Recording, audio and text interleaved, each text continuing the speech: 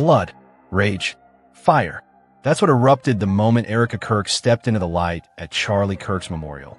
And if you thought a memorial could ever be quiet, think again. From the second she appeared, the stadium itself seemed to shake as though reality itself had been ripped open and the screams of 200,000 furious, broken hearts had been poured through the rafters. Fans weren't whispering. They weren't silent. They were roaring. Erupted from every corner, voices cracking, bodies thrashing, a living, breathing mob that didn't know if it was cheering, mourning, or preparing for war.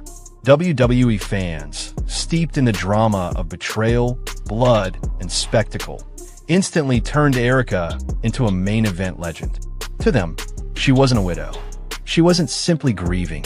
She was a warrior stepping into a battlefield, cutting a promo that even Vince McMahon in his prime could not have booked better. And they didn't just watch. They participated. They shouted. They raged. And social media exploded like 1,000 fireworks detonating at once. Twitter, X, Reddit, YouTube.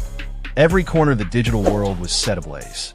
Clips of Erika's every movement went viral within minutes. The hashtags #Erika Kirk, #WWE Style, #Justice for Charlie dominated feeds. A viral YouTube edit titled Erika Kirk's WWE Entrance. At Charlie Kirk's memorial, layered pyrotechnics and slow motion over her every step, and fans reacted like they were watching a WrestleMania main event. She no-sold the assassination like the Undertaker no-sold a chokeslam. One user shouted, and thousands of replies agreed, dissecting her every glance, her every pause, her every trembling hand. Memes spread like wildfire. Erika in championship robes, Erika holding golden belts labeled Turning Point, Erika hulking up as if she were the final boss in a fight America didn't even know it was trapped inside. But chaos was not just online. In the stadium, eyewitnesses reported scenes that rivaled any hardcore wrestling brawl. Fans are on their feet, shoving, screaming, pounding seats, chanting fight, fight, fight, like the arena had become a war zone. Tears, rage, adrenaline, all boiling together into something raw, uncontrollable. Some were crying, some were shaking in fury, and some were shouting threats, demanding action, demanding that justice be delivered in ways no memorial ever had. Security struggled to maintain order, unsure if this was passion or the spark of an actual riot. And behind all this fan fury, the conspiracy whispers began to spread. Anonymous users and fans began insisting the memorial had been carefully orchestrated, that Erika's every movement, her every word, the timing of her entrance, and even the chants were manipulated. They claimed shadowy forces had engineered the event, using WWE Psychology, heat, face turns, crowd pops, to manipulate grief into obedience, anger into frenzy. They wanted this, one anonymous post read. They wanted the reaction, the chaos. They wanted Erika elevated, the country enraged, and everyone watching like marks at a live show. Another claimed that political powers had used Charlie's death to manufacture a spectacle, to cast Erika as the ultimate babyface and transform grief into a viral movement that no one could ignore. These whispers grew into roars, and the fans, already violent, already uncontainable, fed on it. The conspiracy theories made the rage even more unbearable. Online threads exploded with speculation. Maybe Charlie's assassination wasn't random. Maybe it was part of a larger plan to weaponize grief, to force Erika into the spotlight, to make her the symbol of resilience while America's emotions were being played like a WWE audience. Every chant, every roar, every viral clip became evidence. The pyrotechnics weren't real, a fan asked. The timing of the cameras? The chants? Everything was engineered. Others weren't interested in evidence. They were interested in the anger, and the anger spread like wildfire. Criticism only fanned the flames. F******Charlie. F****** Erika. Raged a viral post, and thousands of furious replies erupted, defending Erika, attacking the haters, and threatening digital warfare that spilled into every platform. It wasn't debate anymore. It was blood sport. Erika's forgiveness line, "I forgive him," ignited the most explosive reactions of all. WWE fans liken it to Ric Flair moments, stone cold stares. Undertaker, no selling, a devastating move.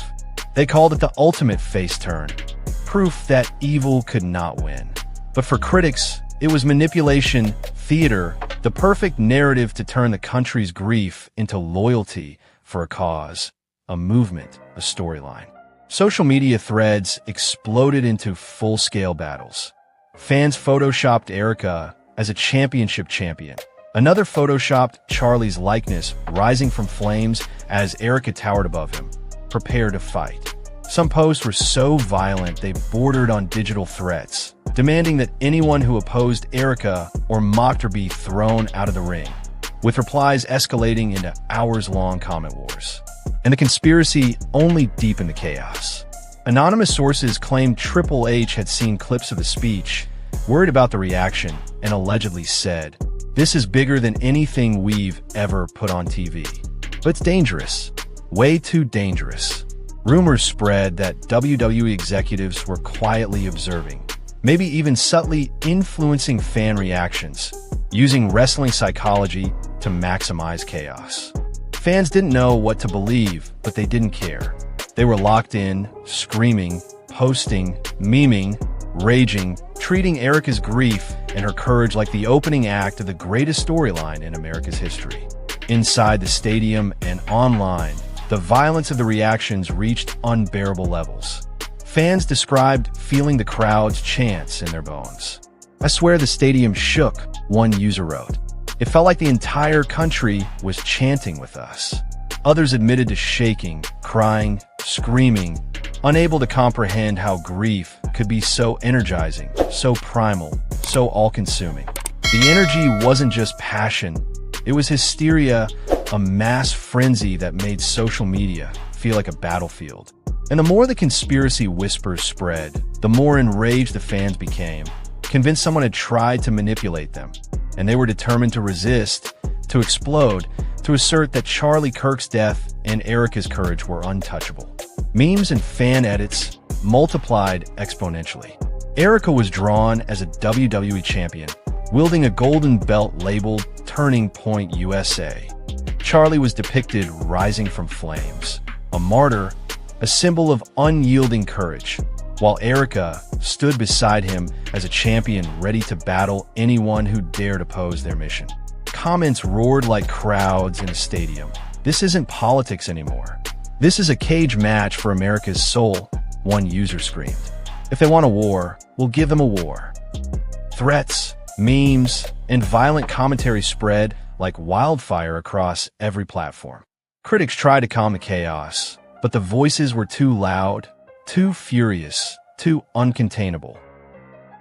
Even minor incidents at the stadium were amplified into legend. Eyewitness accounts of fans shouting, shoving, and sobbing became evidence that Erika's entrance had ignited something uncontrollable, something primal. Anonymous sources claim fans were treated like a live WWE audience, being guided, whether intentionally or not, by unseen hands, their rage and grief shaped into digital fury.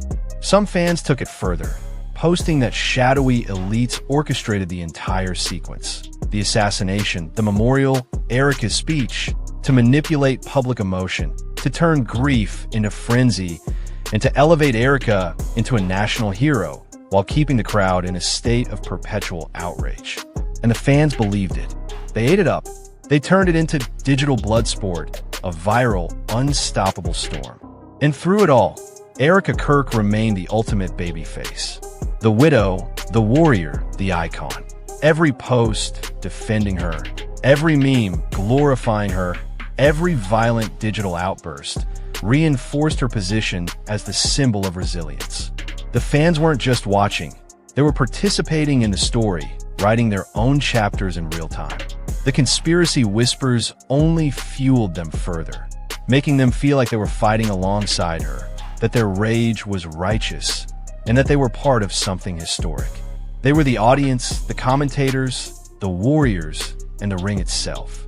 By the end of it, The reactions were unbearable in scale. Hashtags trended endlessly. Comments numbered in the tens of thousands per minute. Reddit threads were filled with digital brawls, insults, Photoshop memes, and conspiracy theories. The stadium was described as a war zone, the online space as a battlefield. And through all of it, the energy, rage, and devotion of the fans burned hotter than any pyrotechnic, louder than any cheer, more violent than any brawl ever broadcast. Erika Kirk didn't just deliver a speech. She ignited a movement, a fever, a frenzy, and no one could turn it off. No one could calm it down. It was a storm, a hurricane, a wildfire, and it was only just beginning. Every single moment of Erika's speech, every tear, every trembling word, every pause became legendary. Fans debated, argued, memed, and screamed across platforms. Every comment, every post, every thread reinforced the idea that Charlie Kirk's death wasn't the end but the beginning, that Erika was the ultimate babyface, and that the fans were part of the story, the fury, and the chaos. They weren't spectators anymore. They were participants, warriors, a digital mob fueled by grief, by rage, by admiration, and by the whispers of conspiracies that may or may not have been true. And as the hours turned into days, the reactions didn't die down. They grew. They mutated. The conspiracy theories spread. The memes multiplied. The chants were replayed in stadiums, and the fans demanded more. More content, more recognition, more acknowledgement that Erika Kirk was the ultimate hero of this real-life feud. That Charlie Kirk's death had created a storyline bigger than anything WWE had ever produced. And they would not stop screaming until it was recognized, memorialized, and burned into the collective consciousness of America forever. This was not a speech anymore. This was not a memorial. This was a cage match, a storyline, a storm, a viral explosion. Erika Kirk had stepped into the spotlight, and the fans had made her immortal. Their rage, their obsession, their unbearable, violent energy had turned grief into legend. And as they roared across the stadium, across timelines, across the internet, one thing was absolutely clear. No critic, no elite, no conspiracy, no opposing voice could stop it.